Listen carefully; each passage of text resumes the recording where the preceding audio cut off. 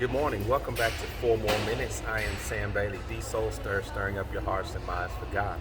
I want to thank all of you who have joined us, and I appreciate all of you who have subscribed to the Soul Stir on YouTube. If you have not yet done so, please do so and tell somebody else about it.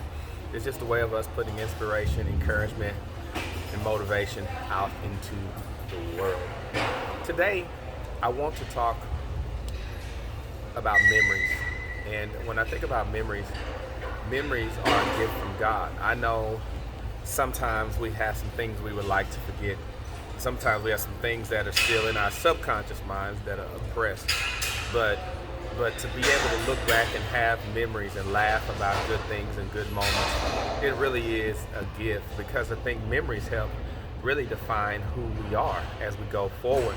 Remembering where you have been and what you've gone through and what you've experienced and what happened to you can really, if you allow it to shape and define your life. Now, you and I have the choice whether that defines us in the positive or in negative light. So it's all on us. Also, I'd like to think about when we experience things in life. Y'all heard me say this before. The thing that your best day and your worst day have in common is that they both ended. Think about one of the best days of your life, maybe a child being born or a wedding or some kind of holiday or celebration or a promotion or something that you thought was significant to your life, a birthday party, anniversary, a vacation, and it was a high point. And no matter how great it was, no matter how joyful you were, no matter how many great, exciting moments, exuberant moments that you experienced, it ended.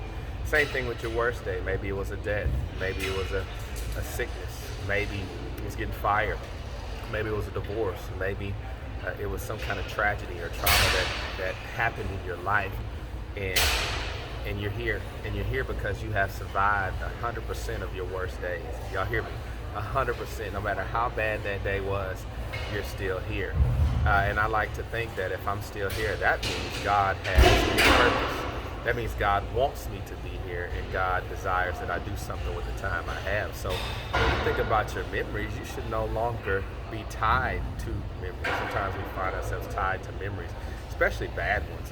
Bad ones tend to paralyze us too much, and we kind of have this kind of response to things happen. Either we go hyperactive, which means we start worrying and stressing about so many things, or we go hypoactive, which means that we become totally paralyzed in our lives and we can't do anything because of what happened in our lives. But our future, as I keep saying, needs us to live in the present.